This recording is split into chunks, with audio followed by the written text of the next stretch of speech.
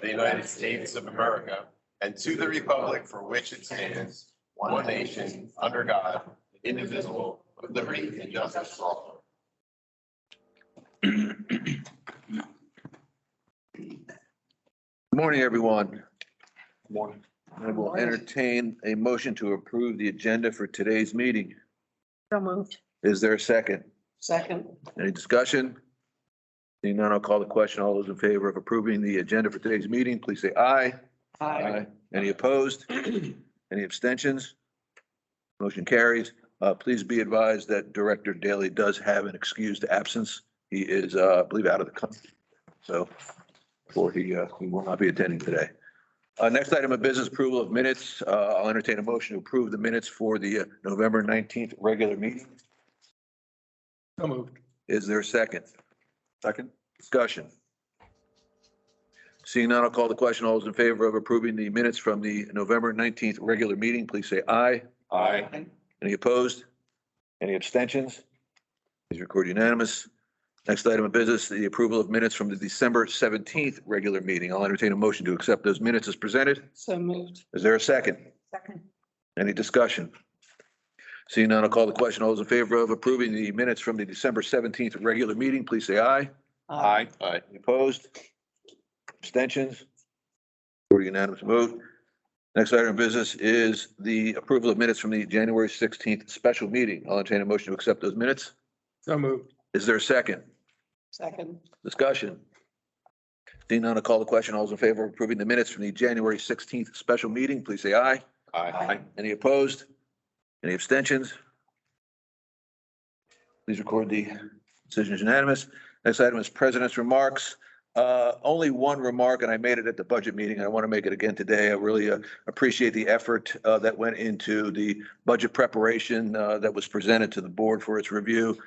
John Viola and his team did a great job. The Budget and Finance Committee did a great job in their review. So I just want to send my thanks to those folks for all the effort they put in, and it made the job of us reviewing the budget as a board much, much easier. For those of you who've been around a while, you do know that at one point that was a 3-day ordeal. I wouldn't even call it a process. It was an ordeal. It has gotten to the point where I think we did it in about 4.5 hours. So it really shows a testament to how the budget's organized and how much that process has progressed over the years. Again, I just wanted to share my thanks with everybody. Next item of business is the GM report. John. Thank you, Doug. I just want to start off the first slide with what's currently going on, highlight the association, the board, and everybody else. So we've always heard about deferred maintenance. Administration building certainly needed renovation. It's a long time coming, and it's certainly, if anybody is working up there, we're certainly going through it. So here's just a couple pictures of what's going on. Painting, floors, new ceiling. There'll be a new HVAC system. Hopefully, we can get all the material in time. But just to give you an idea, and I want to tie into something else, but you see here also, turn the page. See that we use an outside contractors, but I'll talk more about that. So here are the initiatives. Here's what Linda and myself will talk to you about today. Let's start off with the first one, which will kind of tie into those pictures and everything else that's going on and is going to go on over the next 6 months, if not longer. Public Works, open positions versus outsourced, what I'm calling it. Turn the page. So there's a lot of maintenance going on. There is a lot of renovation. There is talk, and obviously with the favorability and our favorability, and I'll talk more during the financials, our favorability is mainly due to revenue growth, reallocation and cost efficiencies, but we also have open positions, and people seem to hone in on that, and that's fine. But the open positions, depending on where they are, we also lose revenue. If it's aquatics or somewhere else, and those open positions are for or rec and parks, and therefore some type of class or whatever, we're also losing the revenue. So there's kind of an offset. But here you see the favorability. But let me just take this. I just did this quick the other day with Eddie on Public Works. And this is something that I've been keeping track of. And I have told this association even last year when we got towards the end of the year. We're using outside contractors. Yes, we have open positions, but just like everybody else in the labor pool, local, regional, national, not a surprise here. But what we have been doing, and we've been successful, because keep in mind, the contractors are also having trouble getting people. I believe this is going to start to turn around now. So what I did was I broke down everything that we're doing. I asked Eddie, what would be the FTEs that you would have utilized to do this work in the past when you did have a full staff? Go through it, the pipe replacement and liners. Now, I've talked about that for 3 years.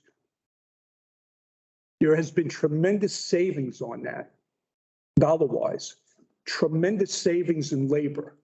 The major difference in a bold move that we made to find this new process, to look into it, to take a little bit of a risk, and it was that first day. I'm not going to deny it. Eddie won't deny it, neither will Noby. But we did what we had to do to be successful each year with it. Tremendous savings in manpower, where we used to have, and be honest with you, the work we did on the main roads, I don't even think we ever replaced those pipes. We would have had to rip up all of Ocean Parkway, wherever these pipes were. So a tremendous amount of savings. It is reflected in the open positions, but we have outsourced. We use this outside company. If we had to do this work ourselves, and these are very conservative numbers, Eddie's figuring 2 and nobody's figuring 2 FTEs. Bulkhead, topsoil, and sod. In the past, we had somebody that did that. Now, we still have the other person also, but we outsource that because we don't have the people. That's at least 1 FTE. The HVAC and refrigeration, this whole building and all our buildings are now being maintained. We have the oversight. We have Butch, Noby, Eddie, but we're using an outside company, a preferred company that was recommended highly to us by Marvin, who we've had success with. Product's good, price is good. I look at it as they're part of our team. It's just outsourced. But again, you're not seeing it in the numbers I present, but it's somewhere else. Painting, all that work up at the admin building, as well as some of the painting in here, we're using an outside company. Road painting, crosswalks, arrows, parking lots. We've done that. I've updated, even this year, we did a lot on that. In the past, we had somebody on staff that does it. Now we have an individual that we have a very good relationship, and each time he has the best prices because we do bid this stuff out. But there again, and I think we're being conservative in the FTE totals. Carpet and tile installation that we're doing, well, it's more tile up there. You'll see there'll be some tile work here too, but we're outsourcing it. Again, with a company we've been working with, and we do bid it out. But in the past, and if you remember it in the old golf grill, where we spent $500,000-600,000 renovating one year, it was Eddie's team. We brought in additional FTEs to do all that kind of work in-house.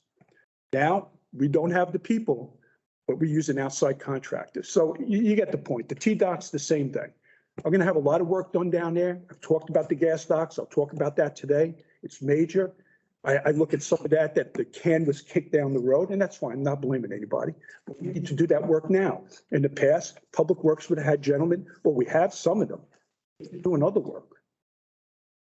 We outsourced it. We got a company, we found a company, and we've been successful with them with the other T-Docs. We've gotten approval by the board, and they will come in and do it. Our guys will be doing some of the work also. So just conservatively for Public Works, with everything I just told you, that comes down to 9 FTEs. Well, I'm short 4. We're short 4. Let's 5 extra. So yes, you're going to see something there, but the money's being spent somewhere else. If you want to know if you're following the money, like I do have some people, which I like, I'm going to show you where your money is. I'm also going to show you, what I've been showing you, the team has been showing you, the board and everybody else, everything that's getting you sitting in one of the places. All right, I think I made my point on that. All right, so there's some, real quick. This is all the work, and you've probably seen these over the last year or two. There's the pipeliners on the side. We have Prestige that does a lot of our work on the HVAC, and we do have somebody in-house that oversees it and manages it. The bulkhead, topsoil, and the side, and we're probably going to continue down this route, and we've had success with it. Turn the page. All right, same thing, and it goes on, but I'm just making a point. The painting, right? Well, this is going on at the admin building now. The line painting, right? In fact, we did the lines, right? The yellow lines, the white lines.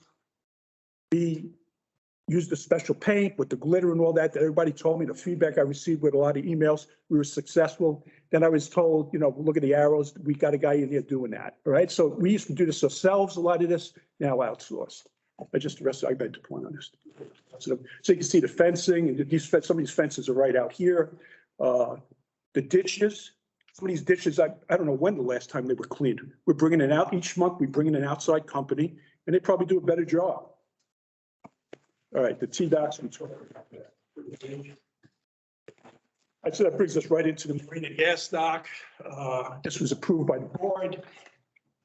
We have all the permits, all the sign-offs. In fact, I think just the other day, it went to fabrication. The outside company, like I mentioned, they will build them just like we had a different company last time for the T-Docs. They will build them, ship them here, and we have Fish and Marine that will install all lined up. So just some prices. Docks, 351,000 rounded, gas lines, 170,000, and all the other stuff I mentioned. We have the detail if anybody wants it, but I'm not going to go through it now, 113,000. So the gas docks, final drawings were signed off by the engineers January 13th, as I meant. Fabricating began this week. The point with this is this, we got to get these back by the end of March. The board, everybody, our team, everybody has done everything because as you know, May comes and May is the marina. So we are on track for that. I will keep everybody updated on this each month. This is a big one. Okay? Again, a lot of that's out. Safety, I'm gonna hand off to, safety is always important. The team is always looking at it. We've done a lot with the AEDs the last several years. And having an AED right here in the hallway, as you all know, I think it was 2 years ago, one of the bartenders saved somebody's life. We are fortunate to have somebody like Kathleen and all our department heads at the amenities or whatever all ask for these. So Linda's going to tell you a little about the next one question for racket sports. Okay, currently in the last year, we purchased 19 AED units. Racket Center, Public Works, all the pools have the AEDs. Golf course has 2, one inside and one outside, which is a portable unit. Recreation and Parks, Yacht Club has one upstairs and downstairs. Beach Club, Marina and Administration Building, along with the police cars. We're in the process of ordering an outside unit at the Racket Sports, where there's no time estimate on when that's going to be arriving, but it should be here shortly. John, question, are all of the managers or people that are responsible for those facilities trained in the use of the AED? Yeah, we're fortunate to have Kathleen. Yes. Okay. Good job.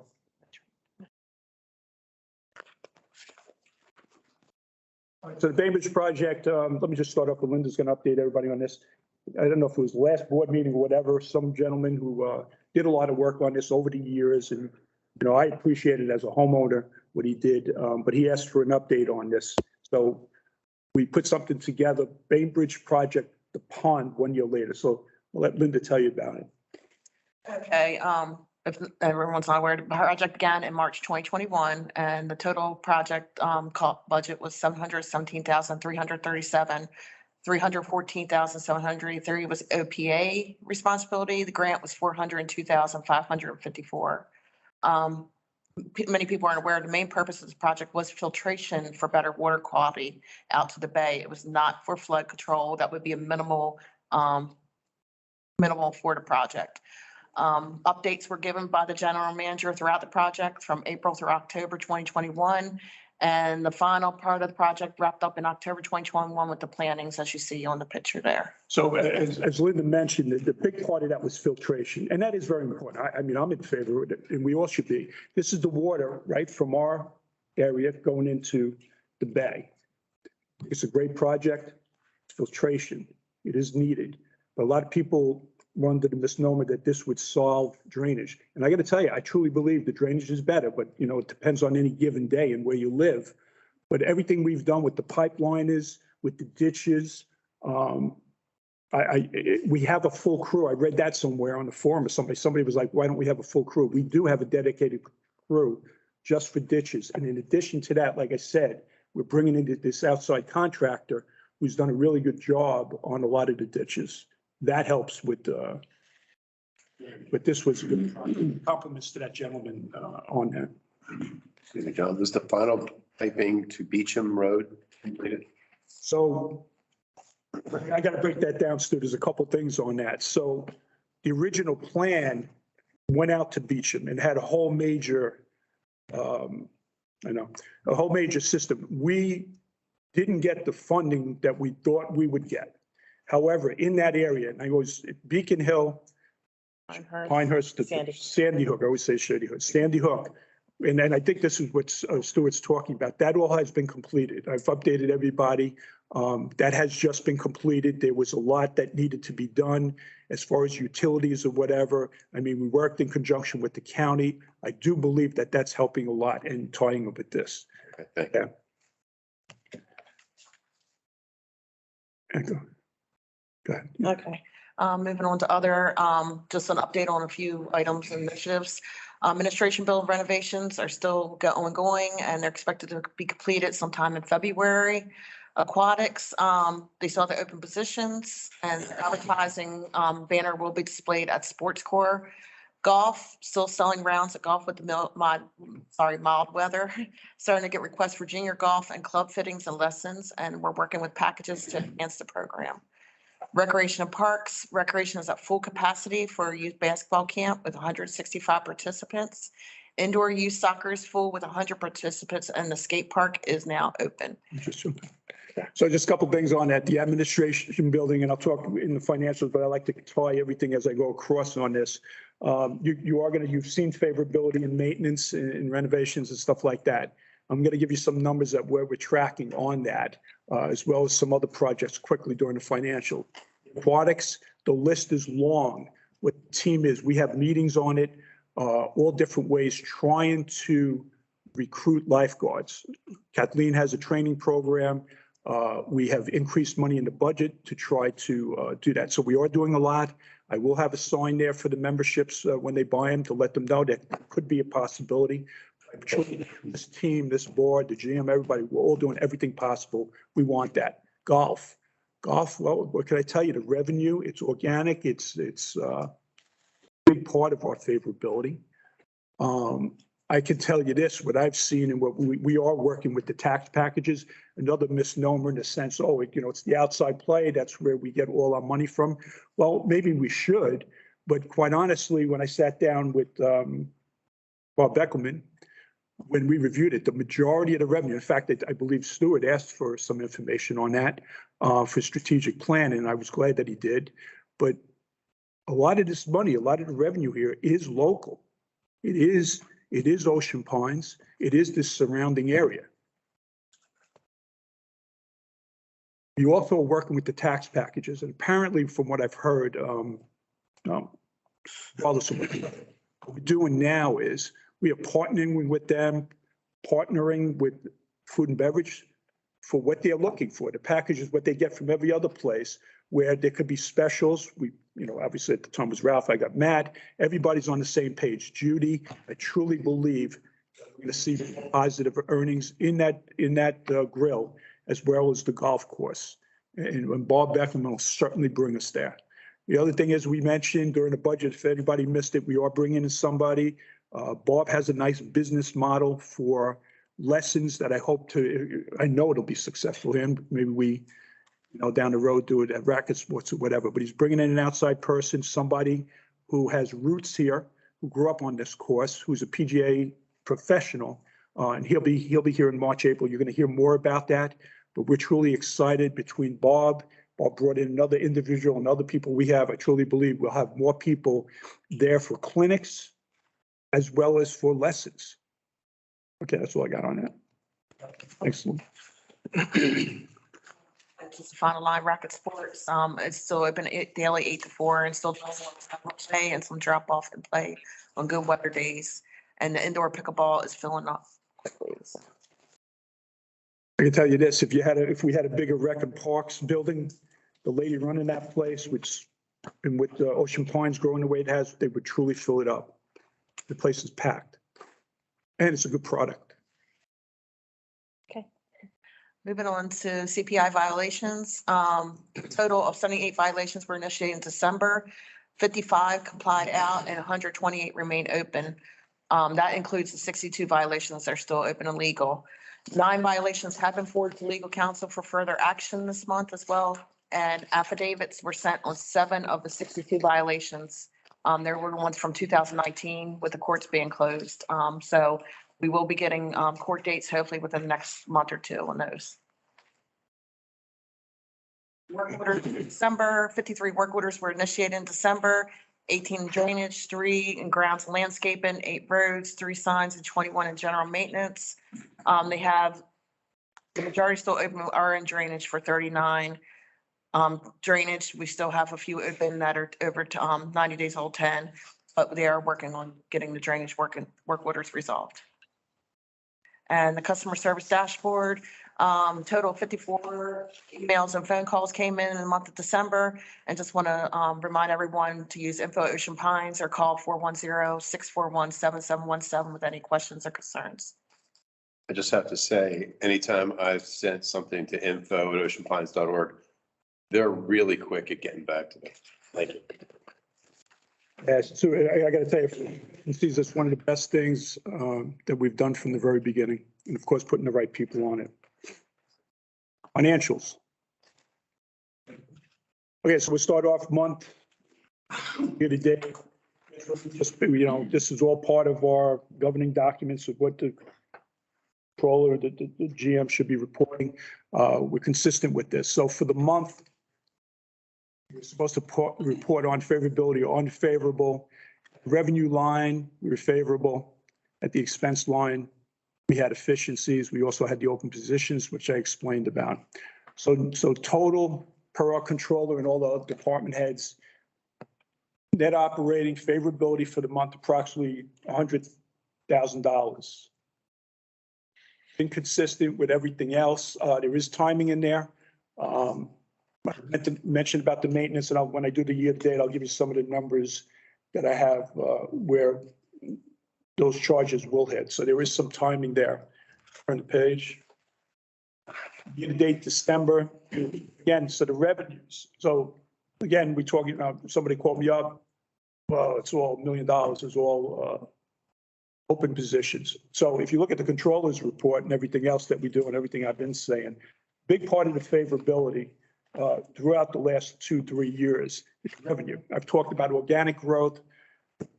I've talked about programs. Everybody has their own little initiative trying to increase revenue. But the big part of the $1 million is on the revenue side, $900,000, $928,000. Now on the expense side, we are favorable, $108,000. I did talk about that. On the payroll side, it is higher than that, but there's offsets. There is offsets to pay those contractors as well as other items that we're working on.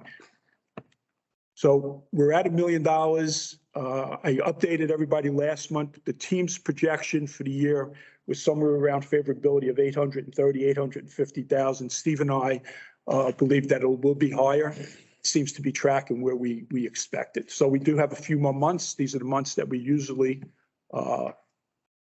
we go through a lot of cash. Page. Okay, so this is the detail by department or amenity on the month. So you can see the breakout. I explained most of it. Let me just see something. The public relations marketing, that is timing. Actually, Steve, Josh, and myself will meet, but we believe it's just timing on when certain items hit for the month. So we're going to try to work that out so that next year will be more in line with expenses and the revenue. I think that's the only one out. So the police. So the police do have favorability. I do want to say there will be offsets to that. So I'm going to kind of call it timing, but there are bills that I will be receiving that will kind of offset some of that. That's all I got on that page. Okay, so the $1 million, same thing. Obviously, the public works, I've been through that. And the other thing on the public works, there has been some revenue.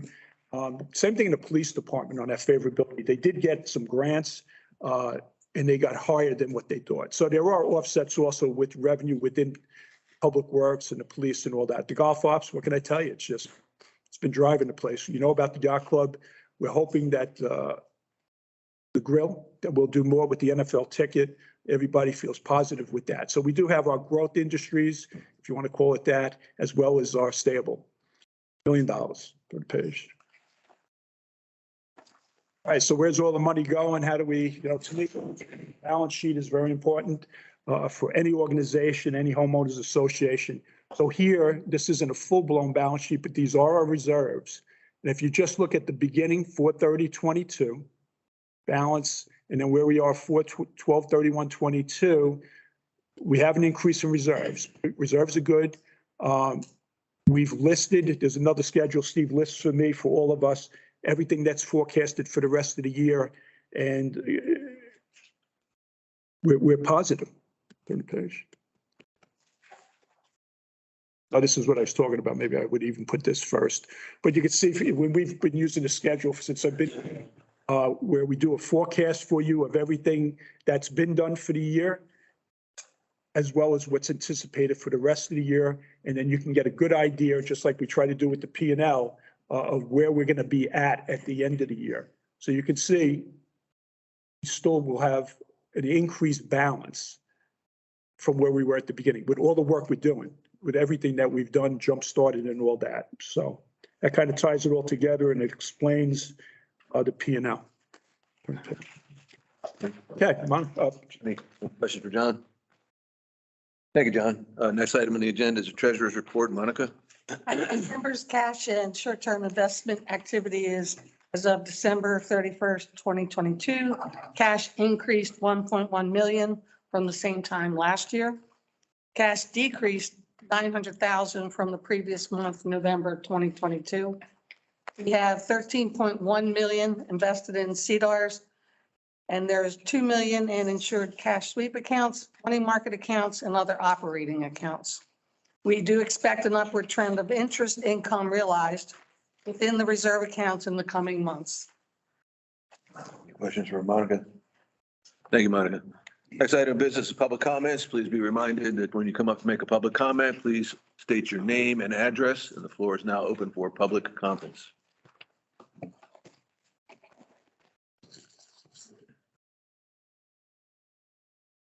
Good morning. I'm Rebecca Ferguson. I live at 7 Carriage Lane. My husband and I have owned in Ocean Pines for about 4 years, and we retired here last year. I'm an active member of the Rocket Complex. I serve on the strategic committee. I'm an advisor to the Worcester County DSS board for District 5, which is Ocean City. I am a retired nurse of 42 years. 27 years I spent in community health, and 20 some years I spent in acute care, including chronic care, as well as cardiac open heart surgery. I'm here to support today the announcement that we're moving the AED from the Racket Center locked position to a public position. We have seen that the Damar Hamlin story is the story that supports our move on that today. The reason that that young man is still here with us today is because that AED was accessible. And not only that, and more importantly, that the staff that was handling him knew exactly what they were doing. I'm encouraging that there's an audit of the amount of people in Ocean Pines that are employees and also board members that are currently up to date in CPR. Last spring, I approached the Racket Center leadership and I asked them about the AED that was locked inside the building. I can tell you on a case-by-case basis, just by asking people at the Racket Club if they know how to get into that building by the lock code, they do not. I was playing with people the other day, 8 people yesterday, and I just surveyed them and they said, I have no idea. And we had one member from out of the community that didn't even know we had an AED. So the fact that the board has listened to the people that have requested to move this AED to a public space, I'm just so pleased. I'm thrilled. That AED needs to be 1.5 minutes from any spot on the campus of Ocean Pines to deliver an effective response at the site. And for every minute that is lost, it's a decrease of a 10% survival. So we're talking about money spent here to save a life. And I have personally been involved in 3 resuscitations in my life. All three of them have been in a controlled setting. And I have been a school nurse for 27 years. And every day when I walked into my building, I checked my AED and I went over my scenario as to what I would do if I had a child or a faculty member that went down. And it is important that staff practices how to respond to an emergency because we help our providers when they get to the site by doing so. First and foremost, an AED needs to come to every emergency, no matter what it is. If somebody fell on the court and you think they broke their arm, the AED needs to be brought there. So maybe we need to look at offering CPR for not only our employees and staff members at Ocean Pines, but also maybe our community members, so that we can become certified and more knowledgeable on the issue. The other comment that I have today, I have two other comments actually in relation to your discussion today and your presentation, which I'm very encouraged to support the fact that I think it's wonderful that Ocean Pines is in such a financial stable situation. And our community members need to understand that all of you are working to make sure that we are a financially viable homeowners association. There is no question that golf is our moneymaker here. There is no question that the money that has been appropriated to the golf club has proven that what we're getting back is appropriate.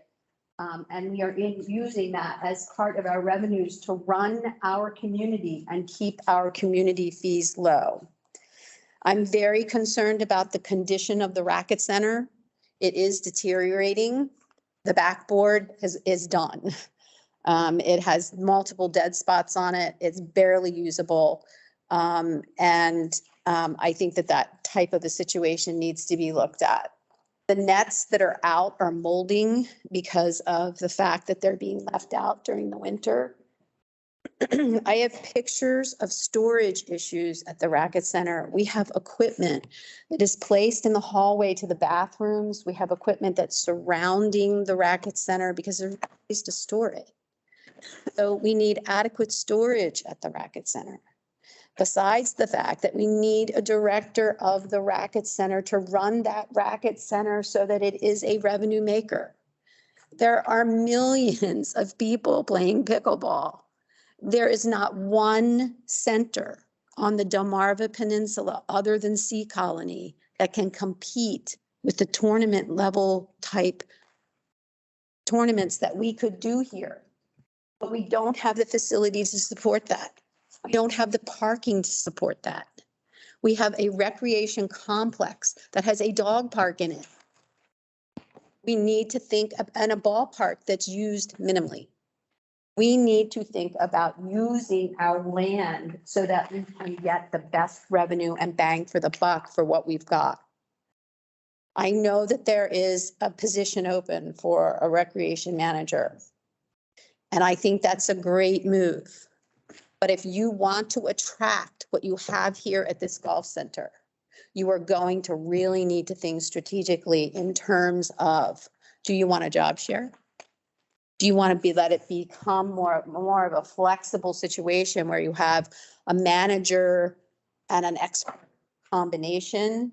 Because I think what we're going to need at the racket club is someone who can speak to all three sports, bring all three groups together and come forward as a one. So I'm sharing these thoughts with you because this is the talk that's happening down there. And I know that racket leadership has brought this to the attention of racket parks. We're not getting any movement.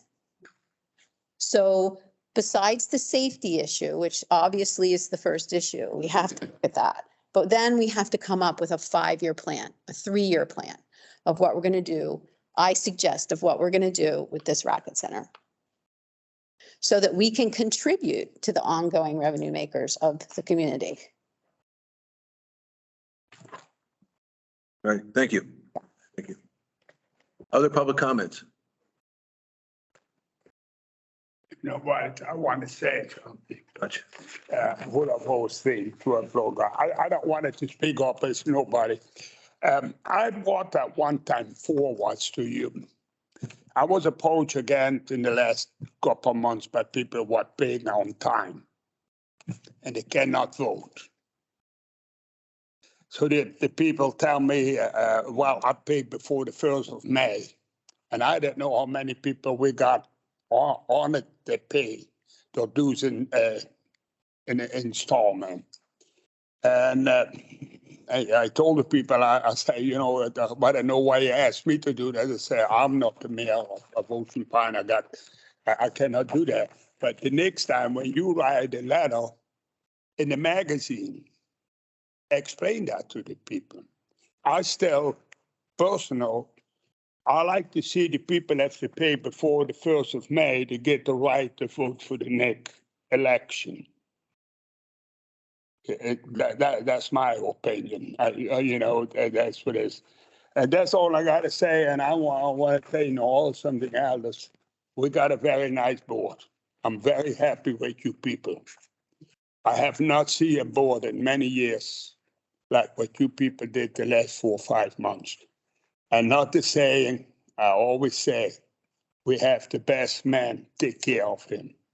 That's all I say. But I want you, the next time that magazine comes out, write something about it. I don't know. I don't know what to say to the people.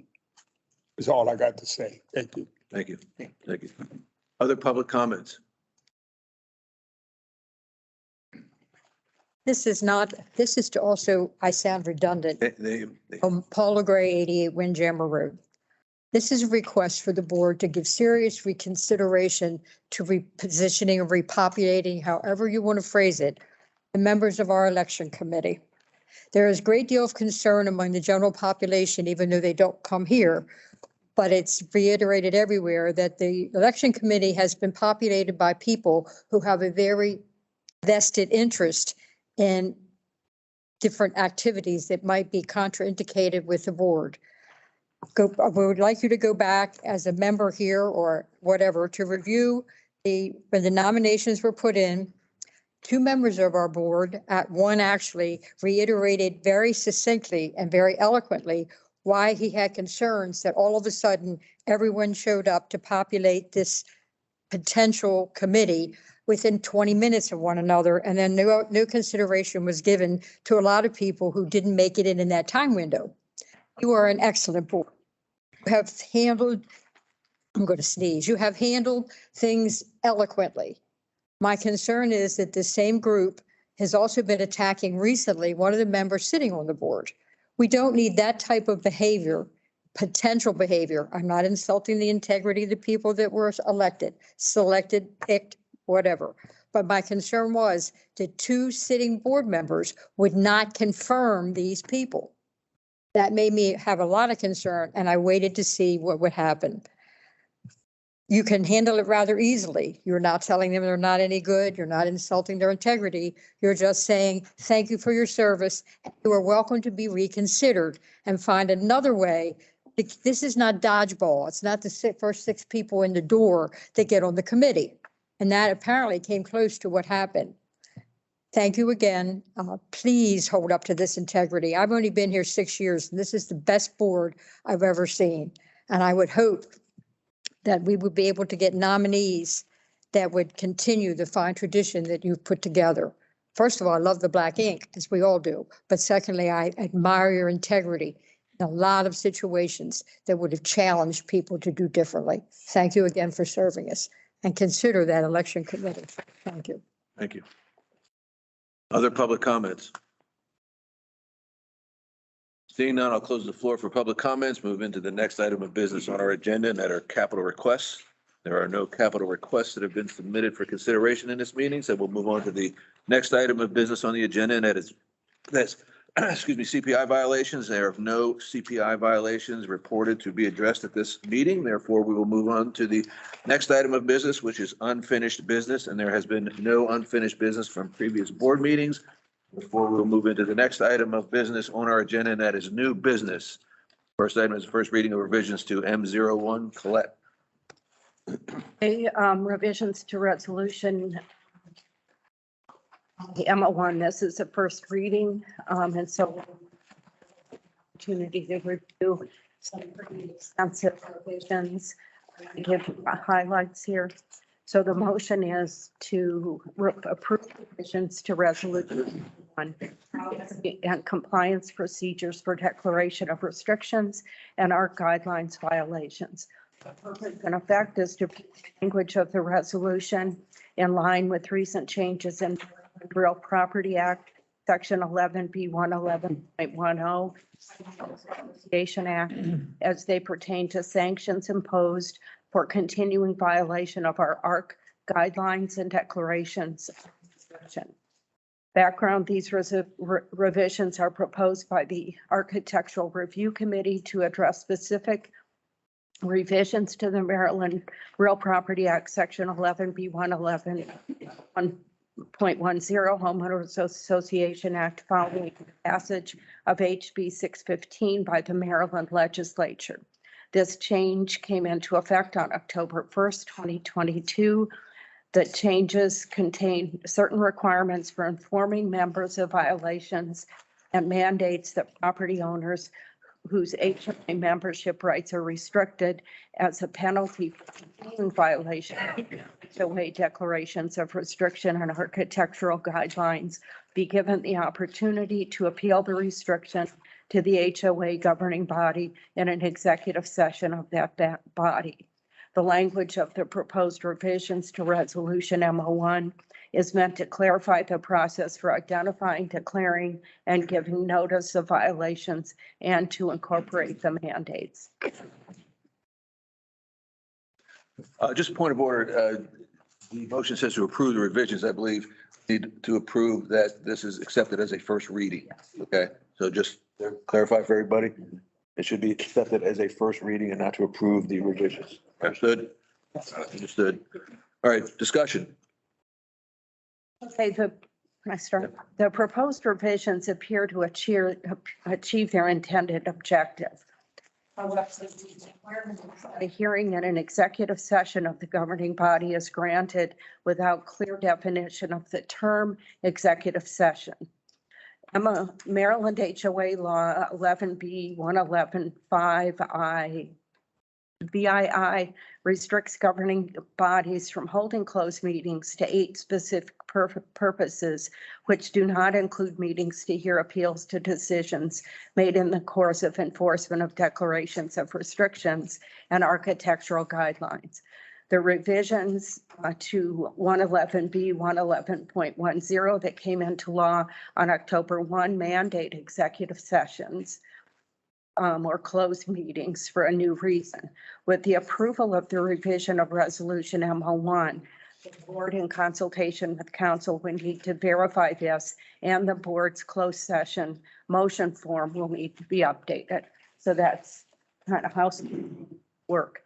I also want to quickly go through a summary of the changes because there are a lot of changes in there. So current resolution MO1 is generally a fair representation of the requirements of the 10/1/22 law, with one major exception: the lack of a board appeal hearing process available to homeowners prior to the imposition of sanctions for noncompliance. And the summary of the violation process changes as follows.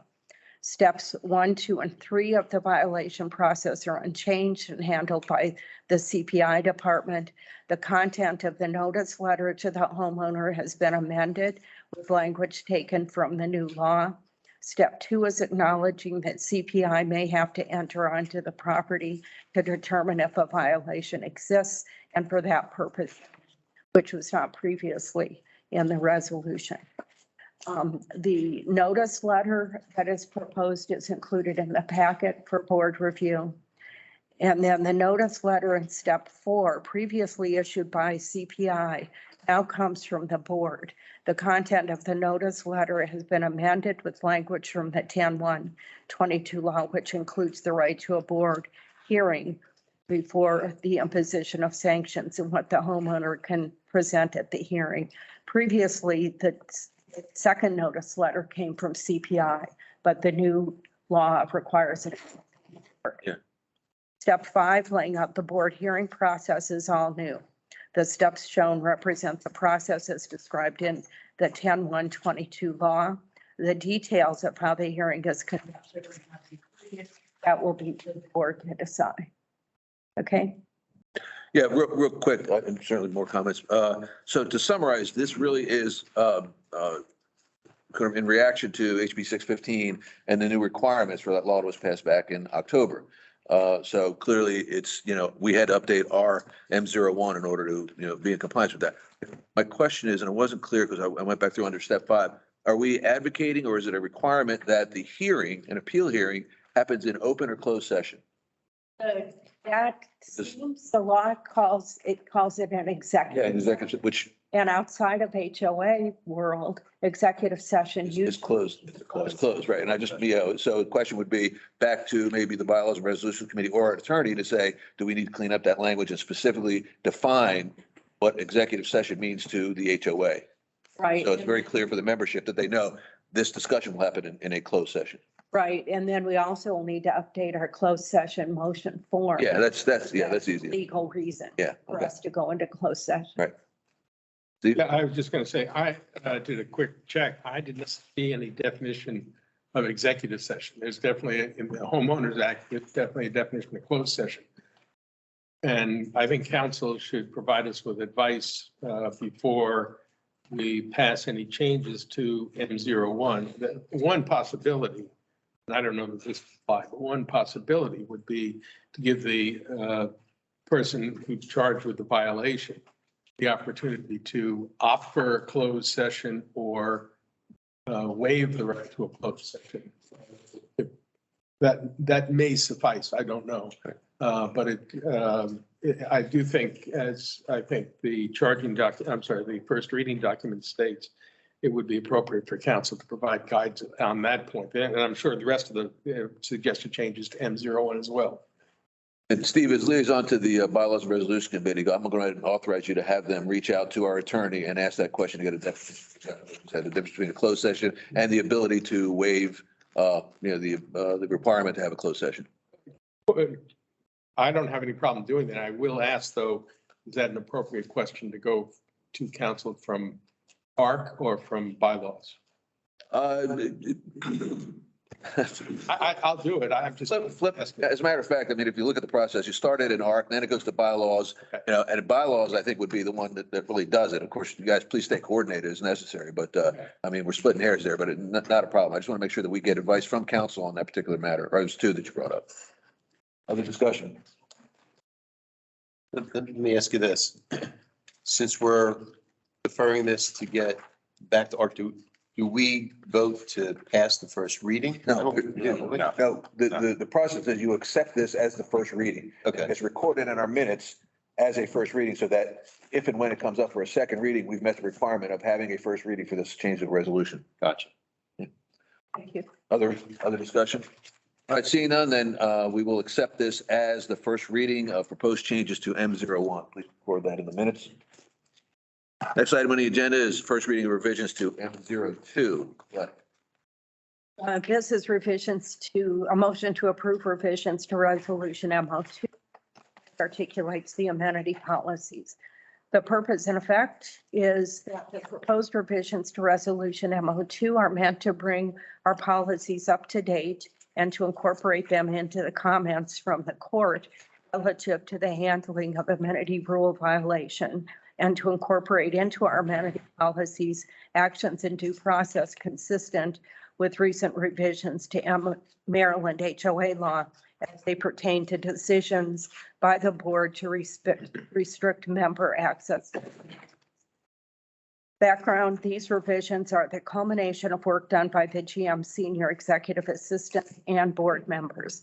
The goal was to ensure that the policies are up to date with respect to what the GM needs for orderly management of the amenities, that they are consistent with the input the court has given OPA on our enforcement policies and procedures, and that they are consistent with recent changes in Maryland HOA law as they pertain to decisions by the board to restrict member access to amenities.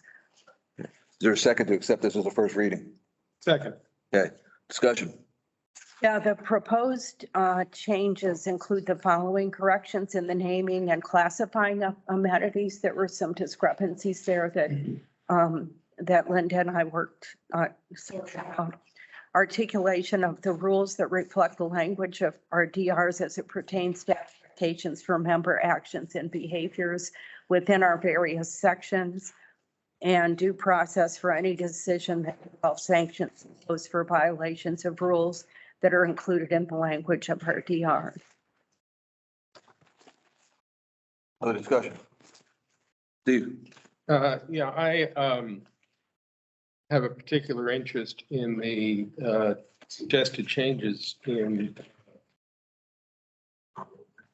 section 14 dealing with amenity rules for participants. I will remind everyone that in the last two court cases dealing with Rick's case with the election and the Janicek case, in both cases, the court noted the lack of due process afforded to either of the two plaintiffs to settle this matter prior to going to court. And I think I'm correct, but Rick, you can correct me if I'm wrong. I thought you had mentioned to me that you actually tried to address the issue with the board, and the board at that time turned you down. So those who are particularly concerned or critical about the way Ocean Pines spends money on legal expenses, the advantage to this section is that it provides everybody an opportunity to resolve their differences before anyone has to go to court. So while it may appear to be cumbersome, and certainly it's probably in need of some sanding and filing to make it less cumbersome, it does serve a valued purpose. So I just pass that on to everyone to review in that regard. Again, I think counsel would be appropriate to bring in, and I'm assuming John may want to weigh in on whether or not this adds to any particular tasks or effort for the staff. I don't know. I really haven't thought about that to any great degree, but if it's something that needs to be red flagged, we probably should do it. Well, okay, point taken. How do I start this? I don't know if you see this visual representation. I went through this document with a fine tooth comb and I pretty much bled all over it, all right? And again, it's a lot of just cleaning up and understanding, maybe the purposes of things, how things are enforceable, what are the penalties? A lot of it's kind of vague and is open-ended, and there's really more questions than anything else. So I could take time to go through all of this, or because it is pretty extensive. I've really got a lot of problems with some of the issues, some of the references, and I don't know. I don't want to burden the membership with, listening to me spiel all this stuff out. But if appropriate, I would summarize all this and hand it off to you guys, and maybe we also put it on the website since these changes, these red line changes should be out on the website for everybody to view. Okay.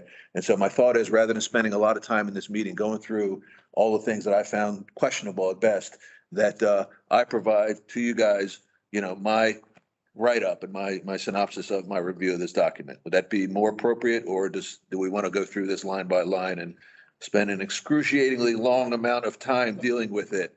Hint, hint. I would be open to that. Okay. And then Linda and I and Steve had some input into this language, and see, we can address this with you offline. Yeah, please. Yeah, we can. Come up with. I'll share this with you. Yeah. Fantastic. Okay. Any other discussion? One question. Again, I'm assuming that this would be something that both council and bylaws would also. Oh, absolutely. Yeah. Oh, yeah, it has to go. This is my review, and I want everybody else to take a look at it and say, yes, Doug, no, Doug, perhaps. So. And I would say maybe the three of us who've worked on this would look at your document and see what we can incorporate without further discussion. Any further discussion we can put up and maybe resolve among ourselves. Based on your willingness to do that, would it be better for me just to hand you this document? We can meet offline right now, and then you can synthesize what we have and you send out to everybody else. Exactly. Is that a better approach? Everybody okay with that one? All right, I'm fine with that too. With the intention of being ready for a document that we could vote on. Yeah, at the second reading, right, because there's some cleanup needs, but, all right. So accepting. That was the first reading then, since it's going to be changed? Yeah, absolutely. The way the process works is First we reading. still accept this as a first reading. Okay. Because one of the things that can come out of a first reading is a recommendation that changes need to be made before the second reading. Gotcha. All right, any other discussion on that? All right, we'll proceed in that manner. Thank you. All right, so please record that we accept this as the first reading of proposed changes to Resolution M02. Next item of business is a first reading of changes to Resolution B01. Steve.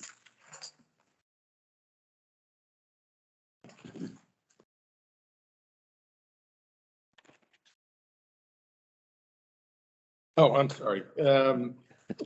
Yeah, this is to amend the resolution B01 regarding legal review. This is to establish that when the board seeks a written review of a proposal to add or amend a resolution, such written review requires council sign proposed change prior to entry into the book of resolutions. The current resolution B01 does not require legal review of a new or amended resolution. The board is always free to ask to seek a legal review of any proposed change.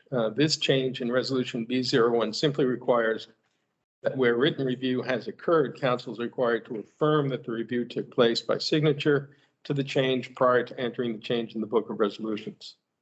The proposed, well, I go into discussion. Yeah, so a second to accept this as a first reading. Second. All right, discussion, Steve. Thanks. This proposal suggested by the Bylaws and Resolutions Committee would allow any person seeking to understand and review why a certain resolution was enacted or amended would now be able to determine if a written review took place and then seek to read the written comment as well. There's one red line change in this resolution under section 4B. That's the only change that would be, if I may, just to add as a general rule. The Bylaws Committee is attempting to catch up on a whole variety, particularly of board resolutions.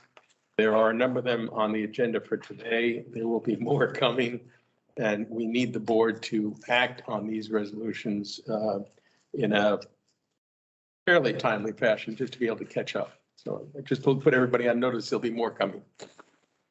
Other discussion?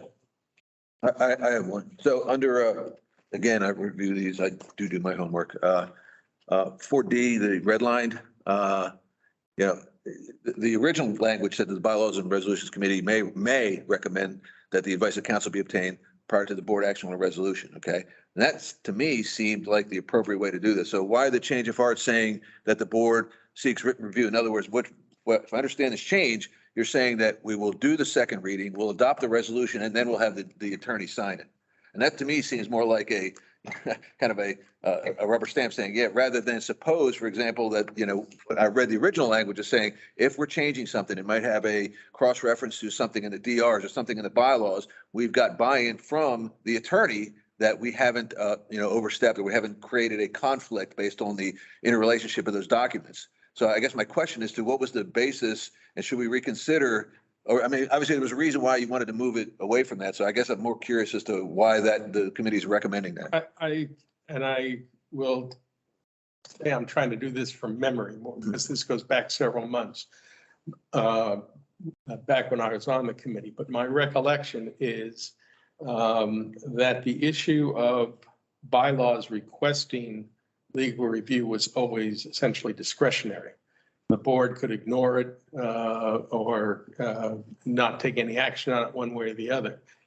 So the feeling was that rather than leave it in sort of limbo, that where the board seeks a written legal advice on a particular provision, and that would cover the gamut as you described, any conflict that may exist with a DR, within the charter, with the state statute or anything like that, that when a written review is requested, that council be required simply to sign and have that opinion entered as part of the book of, as an attachment with the book of resolution. So it makes it more definitive. Just looking at it right now, I'm not sure that necessarily you would have to buy on the committee's resolution of striking that second sentence in D. But you could actually have the two together. In other words, you'd have the second sentence and the added third sentence as well. But where there's a written review, there should be a record that accompanies that. And it's really the board's decision as to whether or not there's a written review. So the committee's pulling itself out of that sort of limbo situation. Yeah, but I put a lot of onus on the committee because you got a lot of, good people there. And I think part of their responsibility is to, when these changes come up, they are reviewing the other documents that are part of our governing document set. So I would expect them to say, by the way, either we could find no conflict with our existing governing documents that, this change would affect, or we are uncertain and therefore we are recommending that council review this. And that's the way I would see them bringing it forward. They are perfectly within their authority to make a recommendation to us to say, we're unsure. We have a question about a couple of the, specifics of this proposed change. And therefore we are recommending that you run it through council. I think that protects us because I'd hate to have, not run through council. And then we find out later on that, oops, we didn't do our homework. We did overstep something. We are creating a conflict. Now we've got to go back and do it all over again. And hopefully not incur any risk or, legal ramifications based on that. Right. And my understanding is consistent with what the committee is supposed to do. None of that has changed. It simply says that where the board opts for a written review, that record be complete as a part of the attachment to the changed resolution or any other of the governing documents. So I don't think it changes the discretion or charge to the bylaws committee. It's simply a procedural step. That completes the record. Yeah. Well, so on the record, I just feel more comfortable if you didn't strike that first sentence and just kind of, let it, the bylaws resolutions committee may recommend council review. I think you leave that in there. Add that third sentence and then basically say it's, because the bylaws committee can suggest a legal review and the board can suggest a legal review. Okay, depending on the circumstances. I say you leave it in there and give everybody the flexibility that they need to be. Because I'd love to have a second or third opinion, especially with the bylaws resolution committee who are sort of focused on those kinds of things where the board may not be as focused as they are. And I'd want them to say, board, we need you to look at, we need to have council look at this proposed change so we make sure we're in good standing. I don't think your suggested change in any way disrupts this. So the board, I would say to you, committee has completed its consideration. It's up to the board if they wanted to amend this resolution further, but that's fine. I don't see the two as being opposite of each other. They may well be conjunctive. Well, right, yeah, but you can always use the argument, if it isn't explicitly stated, does that mean you're allowed to do it or does that mean that you're restricted from doing it? Like I said, I think it's consistent. I'd rather make it very clear that the committee can, when they feel necessary, recommend a legal review. Colette? Yeah, I agree with that. I think we ought to not strike that sentence. And, unless anybody else objects, I think that's what we should have come to us for the approval. The approval. Everybody's comfortable with kind of I agree. unstriking, is that the term? Unstriking that sentence? Yep. Remove the strikeout. That's not struck. That is. Are we okay? All right, so you can have, let's remove the strikeout of that particular sentence. And unless there's any other changes that come up, we can, any other discussion?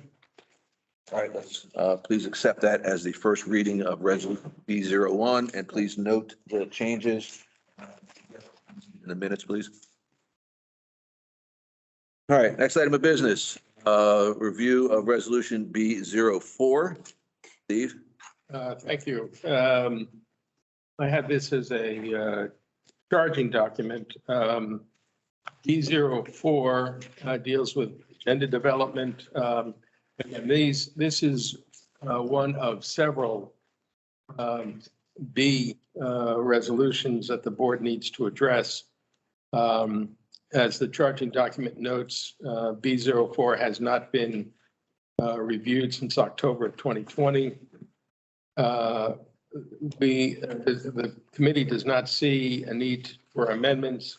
It does point out, however, that paragraph 4 of the resolution provides a degree of flexibility for the development of an agenda. The committee is not advised of an intent to consider be or amend it.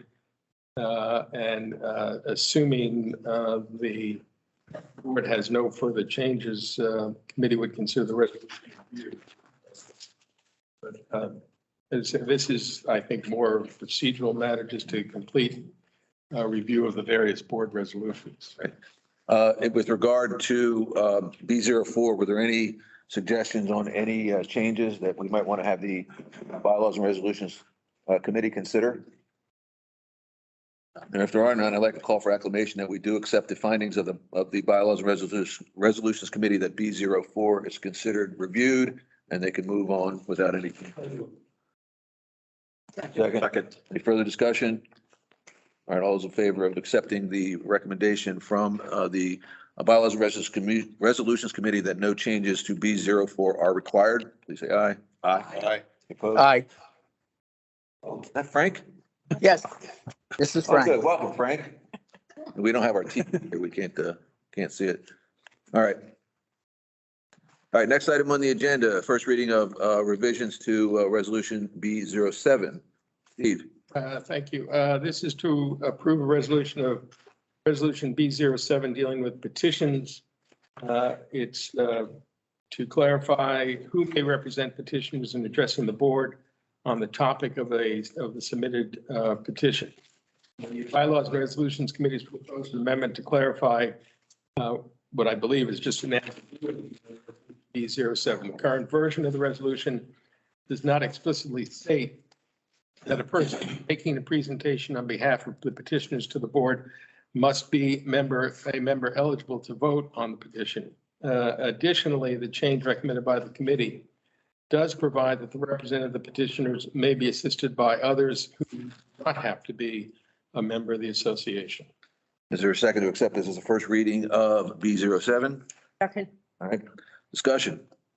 Yeah, if I may, this appears to be just an ambiguity. The revision of resolution B07 clarifies who shall represent the petitioners before the board, allows for the petitioners to have the assistance of a person who has expertise and knowledge of the subject matter of the petition when addressing the board. It could be, as an example, an environmental question, it could be a legal question, it could be a financial question. In any form that these petitions come up, it does, I think, in the long run, give the board an opportunity to gather a wide variety, or at least a variety of opinions as to how to proceed. And as I say, I believe this is just meant to clarify an ambiguity in the resolutions. Discussion.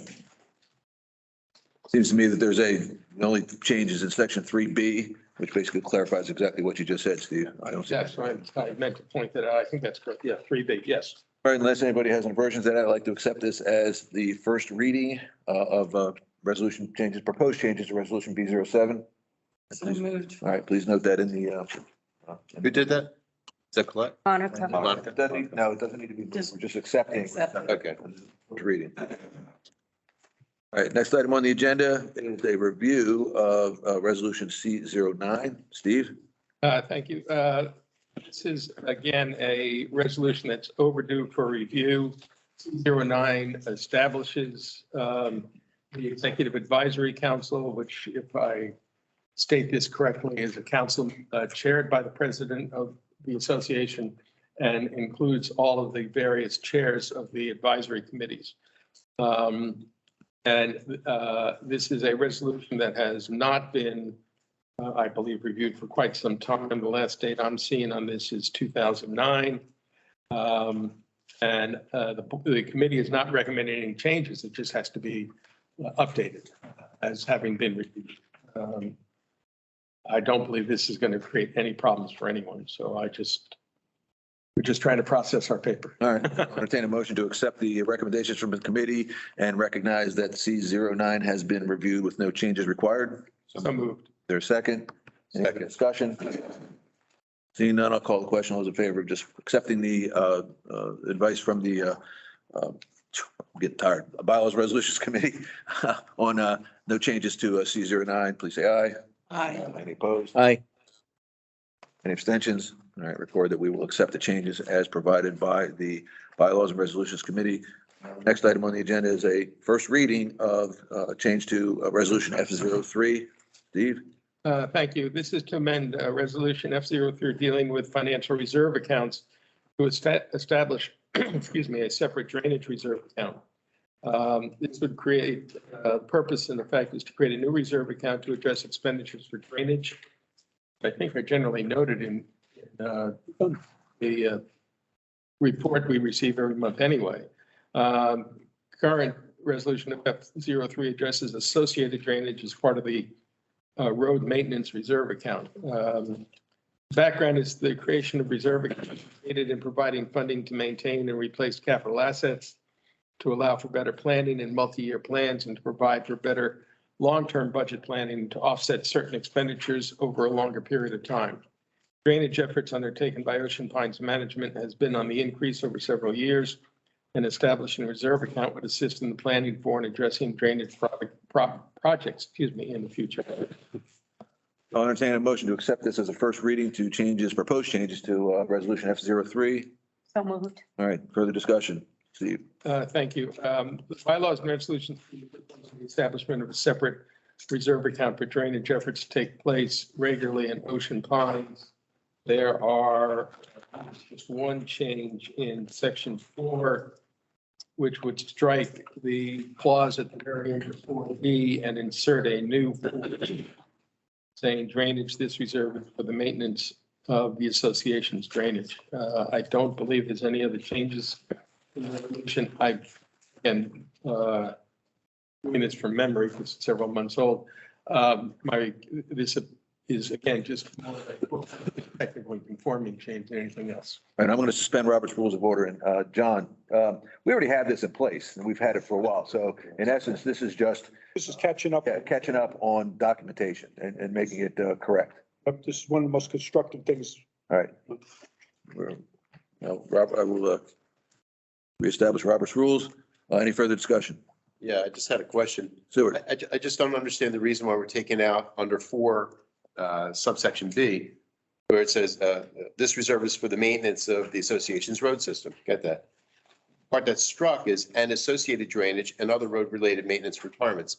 That kind of references back to maintenance of the association's road system. Why would we even take that out? Well, because that's what it's about. the idea would be to establish a separate, the way I'm reading the sentence you're referring to is that what is struck is the associated drainage and other road-related maintenance requirements tied to the drainage project, as opposed to the maintenance of the association's road systems. Because you're just dividing that out? My reading of this is that there are two separate functions. One is the first reserve account is maintenance of the association's road system. The second is dealing with the associated issues of drainage and what that does or the impact it has on road-related maintenance requirements. I profess I do not know all that's involved in drainage and what impact it might have on, road surfaces. But it would seem to me that if there's a particular issue that affects the road system that is due to a drainage problem. You just want to divide up that it comes out of the drainage. Reserve account should come from the drainage reserve would be the way I would read this. Okay. And I got it. if someone's got better language, No. Okay. Sorry, Doug. Go ahead. Well, would it be appropriate then just to leave in an associated drainage period and then strike the and other road-related maintenance requirements? Then you're not separating it. actually, I thought it might be better to do it the other way, but as far as setting up a separate account for drainage, Sure. Let me, You don't want drainage appearing in, I think, in two places, but that. let me try to clarify this and make it easy for everybody. Clearly, there's going to be some discrepancies. There's a little flexibility. At the end of the day, all you're doing is delineating roads with drainage. Okay? Strike the language, all right? And it reads, if it's stricken, it says reserves for the maintenance of America's Association's road system.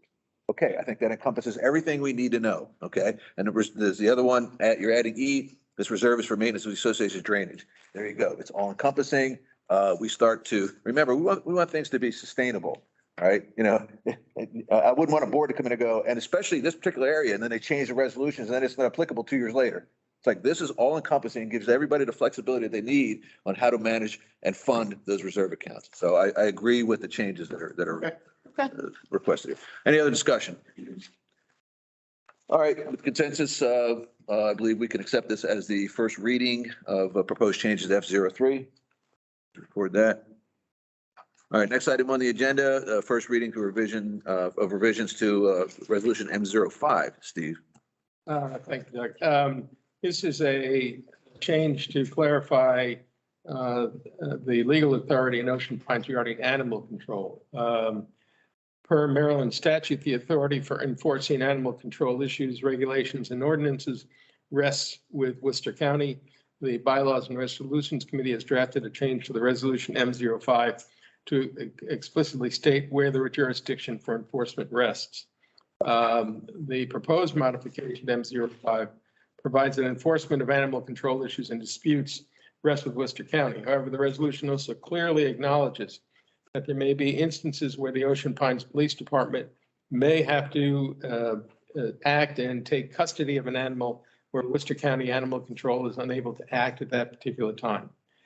In those cases, the general manager of Ocean Pines should have a schedule of fees for the impoundment of the animal in question. And he may have, I don't know, but I'm just saying. Yep, this is a first reading of proposed changes to M05. All right, further discussion. Steve. Just this revision to M05 appears to be a technical, informing one, clarifying who has the responsibility to address animal control issues. Yeah. Other discussion. So for general public, there's changes in here that basically make it coincide with Worcester County laws and so on and so forth. So I'm sorry, we can't take comments. All right, so any other questions? All right, if not, we'll accept this as a first reading of proposed changes to M05. Next item on the agenda, a review of resolution M08. Steve? Thank you, Doug. This is a review of resolution M08. M08 has been passed through for use October 2020. M08 is one of the last resolutions to be adopted as part of the Book of Resolutions update process that began in 2008. The resolution regarding this topic did not previously exist. The resolution was a recognition that there are documented operating procedures for the association business, some of which are referred to in governing documents, and is considered appropriate to establish a requirement for maintaining those procedures up to date. The committee is recommending that M08 be rescinded. The resolution recognizes staff responsibility for maintaining manuals, but there is no independent method for determining actual compliance within what amounts to an audit. Other than the board, there is no entity personnel within the association that has authority to determine compliance. Maintaining such documents up to date can be considered part of the performance evaluation of the GM and the staff. I will add that the committee met on this matter more recently, and Doug attended that meeting and raised a concern that I believe he had raised before. I think that's correct. Dealing with the two financial manuals, the OPA Financial Management Procedures Manual and the OPA Financial Management Policy Manual. Steve, point of order, not the procedures manual. That's not the procedures manual. Just the financial policy. I'm sorry. I stand corrected. And that was something that and Doug weighed in, but I mean, my recollection of the discussion was that was something that was appropriate for the board to keep and be able to review as necessary. Right. And so that's about where we are at this point. So let me clarify. So the financial policy, the procedures manual, all those things are operational. The board should have nothing to do with the operations side of it. That's on the purview of the GM and his staff. As long as they, are aware that, it would be nice to have documented policies or documented procedures on doing things, for transitional purposes and, so on and so forth. The financial policy manual has specific details in it as to spending authority, how certain things are handled in the financial world. That's a policy manual. Remember, the board's a policy entity. All right. So what I wanted to make sure of is I don't have a problem with the recommendation from the committee to rescind M08, but we have to capture in some form that financial policy manual. And what I asked the committee is for recommendations on where that should be. Should it be a separate standalone policy that we create? I certainly don't think it should be part of the bylaws. Should it be its own resolution? This resolution gets rescinded except for a specific reference to the financial policy manual. I think it's absolutely imperative that we keep the financial policy manual, but because it does have, defined restrictions on how some of the finances are addressed. Trust me, I went through that from page 1 to page 2 and made all the revisions and passed by the bylaws. Passed it by the Budget and Finance Committee, got their blessing, got John's blessing. And so at the end of the day, I think what our job is to figure out how we want to retain that financial policy manual. We don't have to answer the question today because all we're doing is a review of this. But my recommendation is that we address that topic, maybe re-enlist the Bylaws and Resolutions Committee and ask them for, for some other advice if they have any more. And certainly from the GM's office too. And at some point, it's again, the intent is just to preserve that financial policy manual. Remember, it hasn't been updated since 2006. Okay, so it's one of those forgotten things that, it's word of mouth. Yeah. What's the GM spending authority? Oh, I think it's 15,000. Well, okay. That's not good enough, right? Let's go to the reference document and confirm that is indeed, the rule of law. So we'll leave it open-ended at this point, unless anybody has any concern about that, with the intent that we need to discuss this and find for lack of a better term, a target location for this policy manual. Other thoughts, discussion, Stuart? Yeah, I was just thinking, since MOA already exists, just leave it alone. It's already in there. Well, I would respectfully disagree because it has requirements for things that, in my opinion, are operations oriented and shouldn't be part of a board policy. Then we can also then look at striking the operations. That may be the way to go. One of the options would be, strike the operations stuff. Leave M08 where it is and strike everything else. And the only entity within M08 is the financial policy. That might be one, but we can discuss that. All right, further discussion, Colette. Yeah, I understand the importance of the financial policy manual. I think there are other policies like in HR and other departments that are subject to legal constraints that may change from year to year. And, since we are the policy entity for this association, we have some responsibility to ensure that policies in all departments that are tied to legal requirements that may change over time are kept up to date. So I think we need to take this offline, identify those, and maybe include those in whatever. I think that's a great idea. This review kind of brings to light an opportunity for us to maybe, sort of a tap on the shoulder. Says, there's others that might fall into place. We focused on the financial policy manual, but I agree with you that may be another one that we put in there because of, again, any kind of legal consequences that come out, decisions based on HR circumstances. So, How do I? So. How do you want me to document this? Well, I'll just say that we're taking under consideration that we did a review and there's going to be more discussion required in order for us to finalize any actions that are going to be taken on the recommendation that M08 be rescinded. All right. Okay. Other questions? All right, great. Thanks, everyone. Moving on to the next item on the agenda is the second reading of revisions to resolution C14. Colette? Yes. This should be an easy one. This is to approve revision to resolution C14, which pertains to the Racket Sports Advisory Committee. And the purpose and effect is to bring the language of the resolution in line with the racket sports offered by Ocean Pines Racket Center. The revisions replace the term paddleball with platform tennis. I'll entertain a motion to approve revisions to Resolution C14. So moved. Is there a second? Second. Discussion. It's just a language glitch that occurred the last time it was reviewed. There was a question about spec tennis, which I'm not a racket person, so I don't really understand these sports. But I understand that I'm told that spec tennis falls under the umbrella of platform tennis. And so that doesn't have to be separately articulated in this resolution. All right. Other discussion? Seeing none, I'll call the question. All those in favor of approving the revisions to Resolution C14, please say aye. Aye. Frank? Aye. Okay. Any opposed? Any abstentions? Is recorded unanimous. Next item on the agenda, discussion on, or I'm sorry, this is a motion, isn't it? A motion for enhanced video surveillance of alcohol serving venues. Frank? Okay, it's to direct the general manager in consultation with video surveillance experts to establish a best practices video surveillance system for alcohol serving venues that will provide 100% coverage of the entire properties.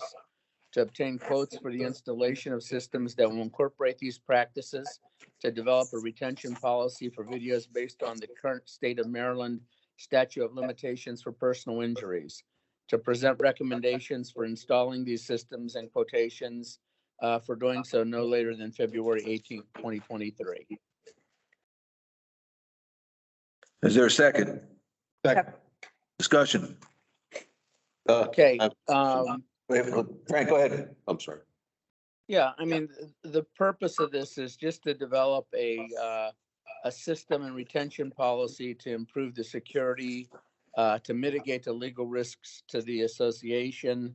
And the background, which we can discuss further, but as you wish, is there are 3 instances that I am aware of that will now span over the past 3 summers, where these systems in place would have been beneficial either to the association or to law enforcement for specific incidents that happened on those properties. All right, other discussion, Stuart. Yeah, I see that this is looking to limit it to alcohol serving venues. My thought is we need a video surveillance for our town, for the skate park, for all of our buildings in addition to this. So would that be like a friendly amendment to this? Or how would you want to do that? Well, let's continue the discussion first. All right. I think, I'm in agreement with Frank, but I think we need to expand it. yeah. Well, I have, so a couple of things. One, the idea of bringing in a video surveillance expert, I don't know if that's an actual necessity. Or where I think I agree, well, where I do agree with Frank is that we have to have a policy on retention. All right. In other words, we keep, we have these video surveillance, throughout all of our amenities, not just the alcohol serving ones. And I think what we need to do is keep it consistent with whether it's county, state, or federal regulations on any instances that, might involve a police matter or some sort of, disorderly conduct, and just stay consistent with those governmental entities. I don't think we need a expertise to come in and do that. I think it's just common sense will allow us to get us to that point.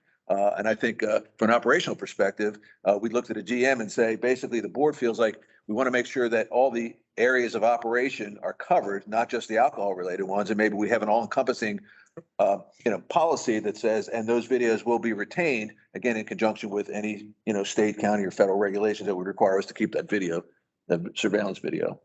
Other thoughts? Yeah, I'm sorry, again. No, just one other thing. And I do know that we do have several cameras that we have around the association here on our properties.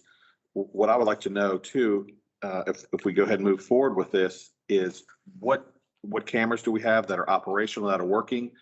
Maybe do an audit of what we have that's working, things that may need to be replaced as far as camera systems that may need to be replaced that are no longer working, and have that incorporated in here. And if there is some sort of a expenditure that will have to happen, that will be included on this, because I know there are systems that may not be working or may not be working correctly. I don't know what we have as far as the number of camera systems, locations, or what have you, but I do think we need to do some sort of an audit on that as well, and push this in with this as well. Doug? Go ahead. Frank, go ahead. The reason I put the experts in there is, first, this is not like the expertise is local, okay, in all probability. But when I did the research on this, to Rick's point, there are ways and places to place video surveillance to protect it from weather, to protect it from natural damage, wind, rain, lightning, to protect it from intentional damage like vandalism. And typically the people that sell this equipment have that expertise as part of their sales team. And I can tell you that from my experience dealing with the association, okay, and I'll specifically say the yacht club is not 100% covered.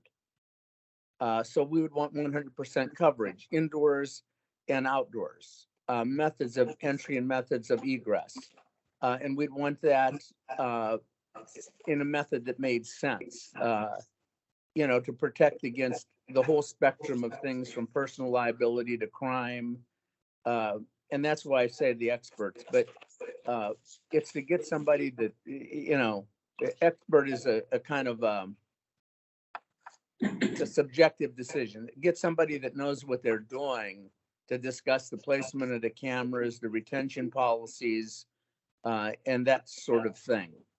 But as Rick said, and as Stuart said, we could expand it to all the areas because we're just as liable as a corporation for somebody that has an accident that results in a traumatic head injury at the skate park, at the golf course parking lot, at the dog park, at the racket sports center, as we are in an alcohol serving venue. So I would say get the information on what it will take and what it will cost. And that's what this whole motion is about, and how long we should retain it, and then go from there. I'm going to suspend Robert's rules. John, question, or maybe to my colleagues. It sounds like we were on the right track, but we may need some more information. All right. Would it make sense? It would be sort of amenable to everybody that we table the motion with the directive and the intent of gathering this information so that we could look at it at the next meeting. In other words, it sounds like there's a couple of questions. Number one, or we accept a friendly amendment to not only have just the alcohol serving venues and pertain it to all identified venues. Of course, then again, that's open-ended too, because we don't know what those identified venues are. So that's why I'm leaning towards getting some more information and then maybe crafting this motion so that it's a little more succinct and as, we can look at it and say, yeah, we agree with this. Colette? Yeah, and I think the issue of coverage is an important one, but I think that needs to be well thought out. What coverage are we seeking? Are we going to have something in the kitchen, in the, in these little conference rooms, hallways? Yeah. I think, and I think that there's probably that this has been thought about by John's team.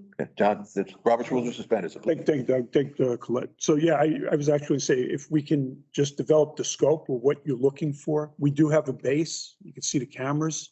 There was a purpose back in 2017 why we did it, but the scope, I would just need to know what scope, which is I believe what Colette's saying on what the board's looking for. As far as an audit, I get it. I have it.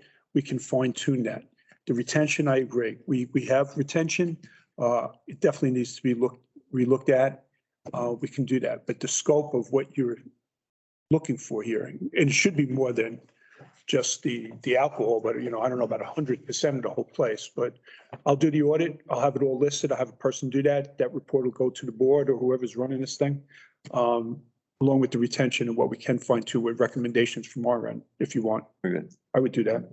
Other discussion, Steve? Yeah, Doug? I think that may be the way to proceed. But just note that the motion really focuses on what best practices are. And it may be that John and his staff and team know what that is. It may be they want to bring in a couple of private vendors who will say, well, you need this. Or you need. The other thing I would suggest to John, if it's worthwhile, is maybe to tier it. In other words, to do, here's what we have. What we have needs to be updated. And then here's where we can expand to food and beverage. If we expand beyond food and beverage, here's what we're recommending and tier it in terms of also expense, obviously. But the idea, and I somewhat sympathetic to Doug's notion about bringing in an expert, but I think the real focus is we should be doing what is the best practices, and that's what we should be looking at. So, I heard somebody mention, I can definitely talk to the supplier, the vendor, see what they see. I can also talk to law enforcement. Right. And then we'll see, maybe we do bring in somebody like you're saying to recommend it. But I got to tell you, compared to other items or functions that I've looked into, we do have a good base, but it definitely needs to be fine tuned. What we've done with the county. One last thought, Doug. And I think the decisions need to be based on what's our purpose. What is our Right. objective? What do we want to achieve by Right, having this coverage? right. The scope and the purpose in 2017 was one thing, Right. but you're right. We'll set up something. Sorry, can't help, John, inside joke, I can't help chuckle about 2017. Anyway, any other questions for John real quick? If not, I'm gonna, It's like, just one comment also is that, well, let me reinstate Robert's rules. Consider Robert's rules reinstated, Rick. and to the point of what Frank had mentioned, public safety is a big thing. As an example, up at the North Gate, there's no camera systems up at the North Gate. I know there's been several accidents that have happened up there. This could help police, what have you, as far as type of reconstructing some sort of accidents in during an investigation. So just as an example, that'd be something that should be some in consideration. Yeah, there might also be reasons why we can or cannot do certain things at Northgate. I think I tried, yeah. Killing me. I'll look into it. Suspend Robert's rules again. Oh, I'm sorry. You're killing me. Thought they were so small. Killing me smalls. No, so again, Robert's rules are reinstated. I don't know, I'm of two minds. Number one, we could ask for consideration from Frank to table this motion until we get this information, or we could, consider a friendly amendment. Personally, given that we have a number of areas that we kind of want to review, and John has agreed to look into them, I'm kind of leaning towards maybe asking if consideration for the motion to be tabled until the next meeting. Frank, would you accept the idea based on this discussion of tabling this motion until the next meeting? Well, let me give you my thoughts on it. The way that I wrote this motion, John has license to go beyond the alcohol venues. He's going to come back to us with the best practices based on consultation, and it gives him, if he chooses, some degree of expertise. So I think the way the motion is actually written, it incorporates what Stuart and what Rick have asked for, and that is, if John comes to us and says, hey, look, this is how we do the alcohol venues, but we should also do the Northgate Bridge, the skate park, and some other areas. I believe he has license to do that in this motion, because he's coming back to us at the next meeting with a recommendation and a policy. So I'd say he has that license right now. Okay, fair enough. Fair enough. Others, So in the motion, it says specifically of alcohol serving venues. You had to strike that. Yeah, we can strike that. I'm all in favor of striking that. Okay. So let me try to, how about this, Frank, a friendly amendment to just strike the term for all alcohol serving venues and just say video surveillance for all venues that will provide 100% coverage for entire properties. And that all becomes kind of this nebulous term that allows the discretion of the general manager and his operational knowledge in the environment to determine what all really means. I'm perfectly acceptable to that. All right, so I'm going to propose a friendly amendment to strike the term for all alcohol serving venues and replace it with the terminology for all venues. Is there a second to the friendly amendment? Second. Any discussion on the friendly amendment?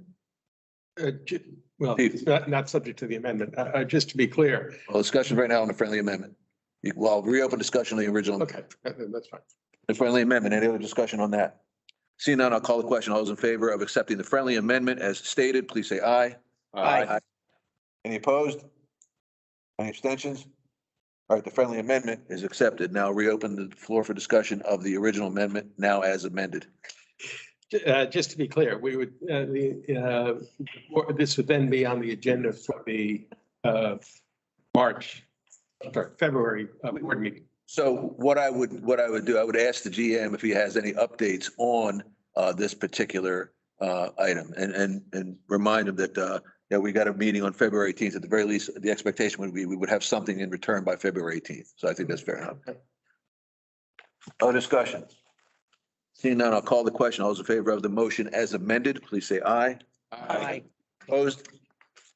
Any abstention? All right, please record a unanimous decision. All right, thank you, everyone.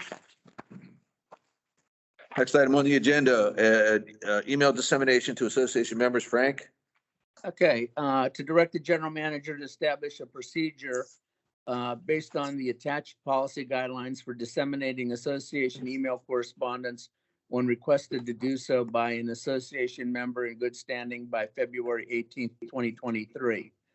The purpose and effect is to implement the procedures based on the attached policy guidelines for association members in good standing to obtain internal mail correspondence. And the background is with the growth of email correspondence, it has resulted in a large amount of our business being discussed and debated outside of the board meetings. There are many factors that justify these email discussions as being appropriate based on timing, efficiency, geography, travel schedules, since I'm in the middle of nowhere right now talking with you, et cetera. But there's some factors negating it, and it really does eliminate some public discussion on a wide range of business. So as you. Frank, stand by. We need to second the motion in the first place. Okay, so All right, I'm we'll get just into going discussion. background there. So the discussion, the background is the background. So then we'll go to you, Doug. Right. So is there a second to this motion? Second. All right. Discussion. Frank, now. Okay, so, over the last, I guess right now we have at least one, maybe two recommendations for emails. We've had one in the past year, so there's three that I'm aware of. And as you are all aware, in consultation with council, there's a question of what is books and records and what isn't. But the biggest issue seems to be associate member John staff time and costs to pull out emails when requested to do so by a search. And what this would do is it basically, the guidelines of this policy are this, and this Todd conducted discussion. Those of us that have lived in the corporate world have lived under the policy that you use the corporate internet system to conduct corporate business, period. You don't do anything personal. You don't do anything on social media. So therefore, that if that policy as a macro is adopted by the association, there's two types of emails that should be in our server: attorney-client privilege and basically books and records. What this would do is make books and records available on demand to an association member, providing that they covered the cost of doing so. And what it would do is set procedures in place. The policy is for the GM to establish the cost for the request, to establish if the request is too broad, to get back with the person and say, if you want this request, it's going to be X amount of dollars. If it's under X, and in this case, it's $20, we do it for free. If it's over $20, you pay for it, arrange for the payment, and then we'll arrange to get the emails. Nothing more, nothing less. Other discussion? I have one. So a couple of things, Frank, when you talk about the process, I can see the logic there, but, we're already going to spend staff time to arrive at an understanding of how much data is involved and how much it'll cost, right? So it's going to cost the association no matter what, right? I mean, I don't know that there's any way we can avoid that, but that does have a concern, because it could be that, they find out, oh, it's going to cost, make up a number, $100, to get this. They decide it's not worth it. So we've lost X amount of hours of labor, to address a request. And then, of course, using a legal term like reduction absurdity, and suppose we get these frivolous requests, please look for, oh, I know I can request books and records. I want to request, emails from anybody that had named Charlie in it, and we'll be required to do that, and then we spend time and effort. And then you come back and they say, oh, no, I didn't mean Charlie, I meant, Chuck. And we got to go do the process again, and I'm saying, is there any way, and I don't know, I don't have an answer to this. This just comes to mind. Is there any way we can, try to, well, I hate to use the word legitimize, but at least find some basis for the request, because again, the chances of it being frivolous are probably very small. I'll agree to that. But, I just want to make sure that that it doesn't turn into a free for all, and I don't know if I'm explaining that right, but that's one of my concerns. No, Clearly, anybody has, the right to ask for a book of record. I would never deny that. It's just that, if we're going down this route and we're making it a little more, I guess, formal, which I also agree with, I just want to make sure, is there anything we can do to prevent any kind of frivolous activity that really has no purpose? I don't know if I have an answer to that. To your Frank. point, Doug, your point, that's the reason I wrote the motion. It's another one where John's going to come back to us with a procedure for doing this and a recommendation, because your point's well taken. Somebody could say, I want all of Frank's emails from August of 2021 to current. Now, I don't know what our system does, but is our system set up such that you could put in my name on there and you would get a list, and somebody could come up and say there's 1,500 emails, and it would take X to extract those emails, maybe in a server 20 seconds, but the attorney is going to have to review all 1,500 for attorney-client privilege. So John would come back with a procedure for doing that. But here's what I want to guard against on the flip side, okay? Suppose that based on what we have been told is books and records and what's not books and records, which is attorney-client privilege. If somebody makes a request and we deny it and they go to court, okay, and they put an injunction in, to your point of cost, looking at our deductible, we could be in for this thing for a lot of money to answer, and ending up being told to do it in a certain amount of time at no cost by the court. Yeah, fair enough. And another thought that comes That's my to point. mind, Frank. That's why you need it. And in my mind, this is how I feel about it, guys. And I know that there's going to be a wide range of feelings on this thing. I mean, I guess I grew up in a strict corporate standard for emails with a defense contractor. We should be doing at the board level and everybody below us in the association, corporate business only on our email server. And then if Jeremy Tucker's name is not on that, or an attorney's name is not on that, it should be available in book and records. That's how I feel personally. I know there's going to be some discussion and legitimate debate that that's not the case. But we need a policy that recognizes we're in an information age that deals with computers and emails. All right, so noted. Colette. So a couple of things. First of all, the purpose of the request. I don't think we have the authority to filter through various purposes people might have for making requests. So I think Frank's idea of identifying books of records, emails versus attorney-client privilege, and then keywords, that's really the extent to which I think we have the authority to filter requests. I agree with Frank that perhaps we should have a board policy on what constitutes attorney-client privilege. And in the subject line of our emails, that should be clear so that when these requests are made, it's much easier for the person doing a search to find those and filter them out.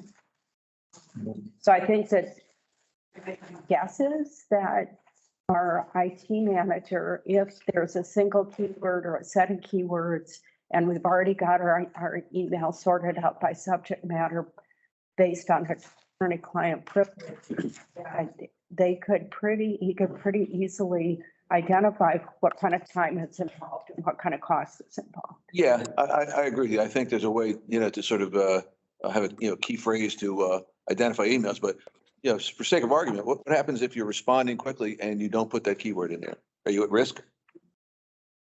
I mean, the keyword on, Yeah, you said attorney-client privilege, put it in the subject line. Suppose I'm responding to you and I forget to put in attorney-client privilege. Have I violated something? Am I at risk now? All right, so those are the kinds of things, anyway, it seems innocuous, but those kinds of things will percolate up. Second thing that comes to mind, and it's me personally, to use Frank's example, if somebody requested all the emails from Doug Parks from June of 2017 till now, I'd want to know why. For what reason? All right, because that could be, person, quite frankly, that's an e-discovery without having to pay an attorney to do so. Because if you're going to use that information as in a lawsuit against me, well, I want to make sure that, we're following the rules. And so I think you're perfectly within your right to ask why these emails are being requested, Now, I will also say it's very much understood that there is no sense of privacy. We use the Ocean Pines email system and it is public. And anything you put in there is open to public domain, period. No exceptions. All right, unless it's marked attorney-client privilege either in the subject line or in the content, okay?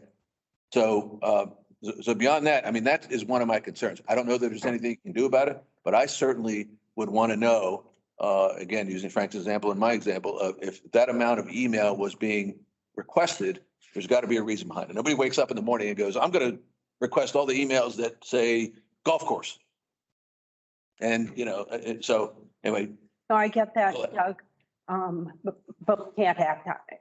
We can know and take action, but we can't know and then use it for a reason to deny the request. Mhm. Yeah, unless I hire an attorney and they can deny the request. Okay, Steve? Yeah, I think this request is meant to follow what is in the Homeowners Act as to what is confidential for the association to transact business and what is generally available. The rough description of what the Homeowners Association Act is essentially residents should have an opportunity to see as much as possible as to what the business of the association is. I don't think any system is foolproof. And I think you might run the risk, something slipping through that maybe shouldn't slip through, but you're not going to be able to remedy that anyway. You're just not. And as to what the intent is as to what to use these documents for, I don't, to the best of my knowledge, I don't, other than the restrictions that exist in the statute now, that doesn't enter into the calculation. You may be interested. You may be curious. You may want to say to Chuck or Charlie or whoever, why do you want all these emails? That's fine, but he doesn't have to answer you. And I don't think, frankly, I think it would be a lot more perilous for the association to get into that sort of investigation. You take the request at face value.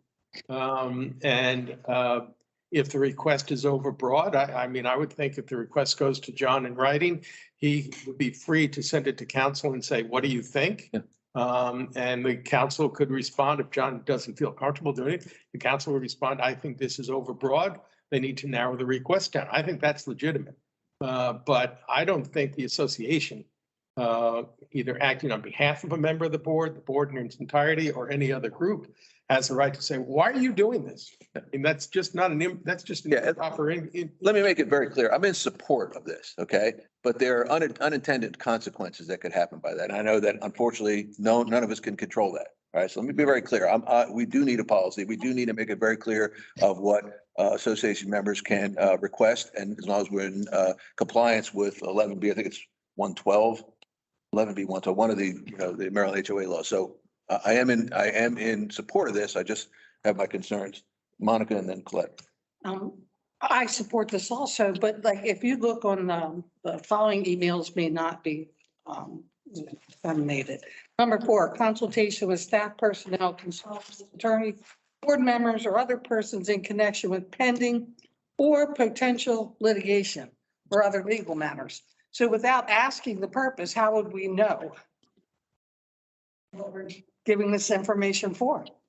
When we've kind of, right here, it says Wait a sec. we don't. Colette, Yeah, I think this, I also am in support of this, and I think it brings up, I think our discussion reveals that perhaps we and future boards need to discipline ourselves better about how we identify subjects, because it's not just legal matters. There are 7 things here that would fall outside the parameters of what might be disclosed. And so I think, kind of figuring out a tagline or a, keyword to put in the subject line that alerts the members, the recipients of the emails, that this is privileged information based on Maryland HOA law. yeah, I mean, Just legally privileged. but as I said earlier, I agree with you, all right? However, there's going to be an instance where you forget to do that. And what risk do you incur if you happen to forget to do that? Well, there are a lot of. I mean, so, it's not a catch-all. It doesn't fix every problem. No, It's no. reasonable, and I agree, but. But I think it's important to strive for that. And I think, Frank made a comment about, business on social media. I think also disciplining ourselves about what we post on social media. We've had a lot of discussion about that, but we've also gotten a lot of pushback from the community on things that members of the board have posted or liked on social Well, media. yes, but we don't have a policy on that. We're outside the scope of what we should be doing as directors. Right. Steve, Doug, I just, Frank, you're next. I think in part, to the extent that this is an attempt to set a policy, not to diminish the concerns that everybody has, but it seems to me to set the policy, either consistent with this, but we will know more as we follow the policy and we gain some experience. I think John would be in the position to come back to the board at some point and say, either I'm getting inundated with all these cockamamie requests, or I'm spending an awful lot of time sending stuff over to council to find out what's should be protected and what shouldn't be protected, and those sort of questions. As to Monica's question, I understand what number 4 says. And I think in practice, we sort of all would know if something was bubbling up into the surface that may rise to the point of a legal dispute. But the fact of the matter is, we really won't know much about anything if we don't establish the policy. And then we will have a level of experience based upon that policy in place. And we can fine tune it, we can refer it. But bottom line to all of this is, if you go back to what the Homeowners Act is about, it's about keeping the flow of information as open as possible. There are legitimate reasons why things should be closed. That's specified here, follows the Homeowners Act. But I don't think we should be looking at this right now as a means of saying, well, we should limit this or limit that. We may have unintended. Let's see what happens when the policy is in place, and then we can fine tune it as we go along. Fair enough. Frank, one final thought. When you talk about limitations, if you go to the attachment to the motion, there's the last thing that said costs. Okay. And this is my take on limitations. If somebody asks for all of my emails since the time that I've been on the board of directors, and John comes back to them and says, look, okay, if we go through all those emails and we're going to have to send some to the attorney and they're going to have to review them one by one, and this is going to probably cost you $10,000. Do you really want these emails? And the person tells you, John, tell me where to send a check and I'll pick up the emails. You know damn well there's going to be a problem.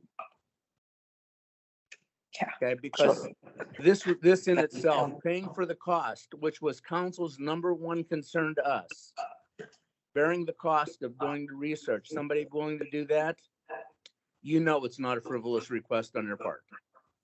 Frivolous requests, people won't spend $5 on.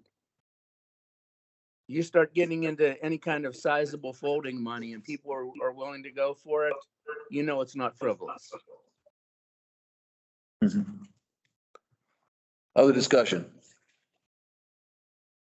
Seeing none, I'll call the question. All those in favor of the motion for email dissemination to association members, please say aye.